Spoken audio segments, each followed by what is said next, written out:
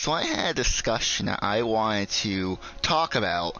Now, I've been thinking about this for a couple days now, which is, should Star Wars continue to be animation or live action? In layman's terms, should they just focus on animation or live action? Like, should the future of Star Wars be in one or the other? Like, it's completely drop the other thing. Like, should they just go full animation and just make animated content? Because they can do it. They can make animation content.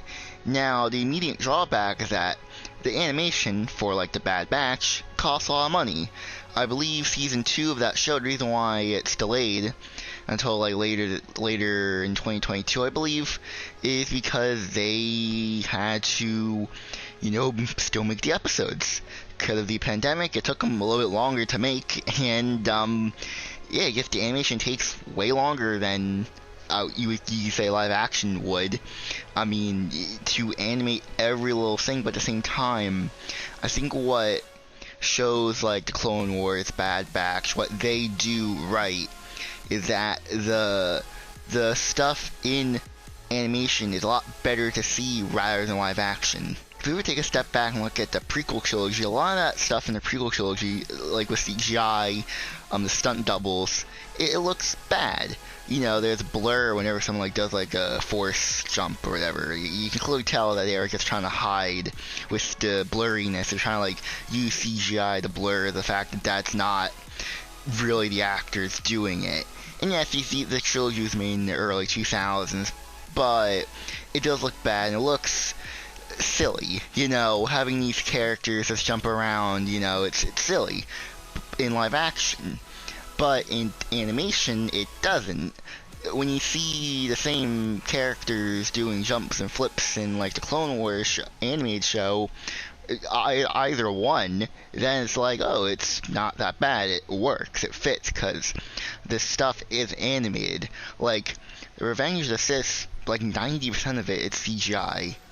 Like, if you can actually make that film in the Clone Wars animation style and it would still work exactly the same. It's just, it would look less weird. With animation, it would actually hide that. Because when you look at something that's animated, whether it's 2D, 3D, stop motion, there's a disbelief that you can get immersed in this world because it's not our world. It's different.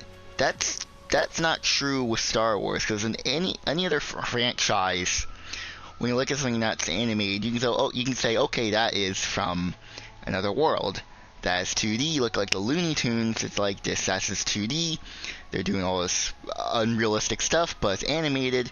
A different universe, different world. I can get behind that. No one complains that Tom and Jerry. No one has a problem with either one of them just beat the shit up. Like, no one cares, because it's a cartoon. It's a disbelief. It's their universe. Now, if that was a real mouse and cat, then that would be a different story. And that's what I'm getting with Star Wars. These animated characters are supposed to be doing this in live action. The only reason why it's animated is because it's easier to produce. Because how to make this into live action, it will cost way too much.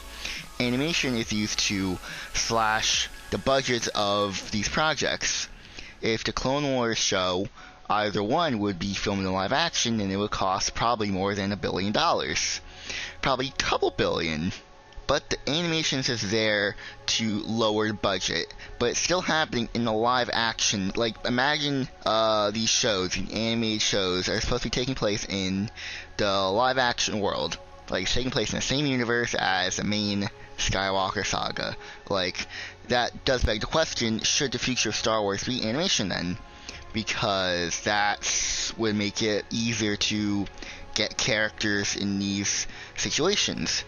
So getting the actors in there, also for the de-aging, trying to get characters to be all together. Like, if you want to have another prequel era film, or have the prequel characters meet up again, you'd have to de-age them, and also the locations. All those locations are CGI. And I'm mainly talking about, the prequel trilogy, but also the original trilogy. What if you want to make a live-action original trilogy film with the original characters? You'd have to make that animation, because you can't get new actors. You know, de-aging, because Lucasfilm wants de-aging. You know, just look weird. They look off. And doing animation is a lot better, because you can just get voice actors, and you can animate them to be their younger selves. It'll be a lot easier than deep faking the characters' faces onto other actors. But flipping the coin over to the live action is a more serious tonal film. Also, the spectacle of Star Wars is with the practical and CGI, seeing the mix, in my opinion, like the Phantom Menace, seeing real actors and real sets. Because a lot of the Phantom Menace is actually real sets. The only things that are CGI are obviously the characters and the battle droids. You know, but that film has a mix of CGI and practical that it makes for really, like, spectacle film to watch, because it's literally both combined. It's not all CGI. It's like with modern films, you're seeing a lot of CGI in it. But with the Phantom Menace specifically, because they dropped this in Attack of the Clones, a lot of the film is practical. You see a lot of practical effects, like they are on real sets. They're on miniatures. Like, you're seeing miniatures and realistic stuff, realistic explosions. Like, a lot of it is real. It's just the characters, a couple of the characters are CGI. So that's makes a really bizarre experience, but a really cool one. And if the Phantom Menace was done in animation, it would not have been that visually stunning. So having stuff in live action will create very interesting experiences. Because when something's animated, you don't know when it's made. Animation is timeless. Like, if you were to watch, like, anything in the Star Wars catalog that's animated, you have no idea when this was made. You can have a guess, but you would have no idea unless you specifically grew up watching the show at that specific year.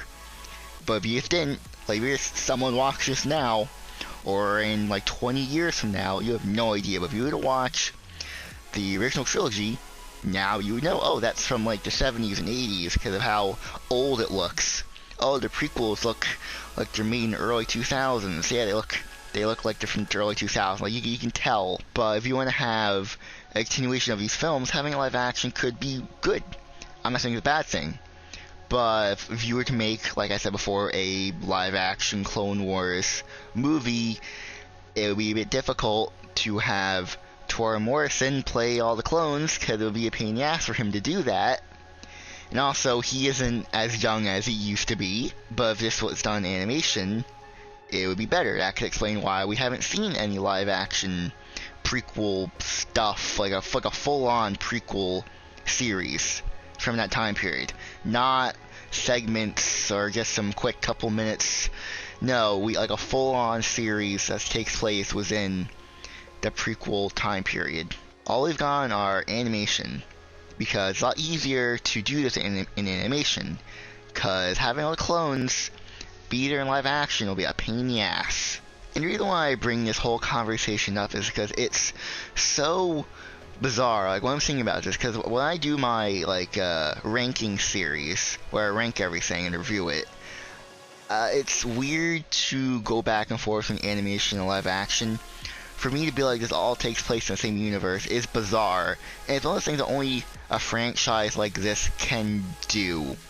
Like, having watch one show where these characters are doing some flips and action, all this battles every episode, to a more, like Kenobi, where it's just a simple adventure, but it's not that, I wouldn't say compelling, but it's just, it's different.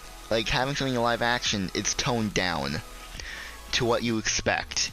And the reason why the live action shows are putting this much money into their project is because there's only like a couple episodes per season.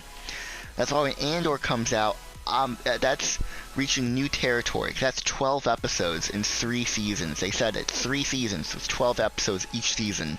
To see what the budget's gonna be like, what is gonna happen each and every episode. Is it gonna be action-packed every episode, or it's gonna be like an action-packed episode like at the end of every season?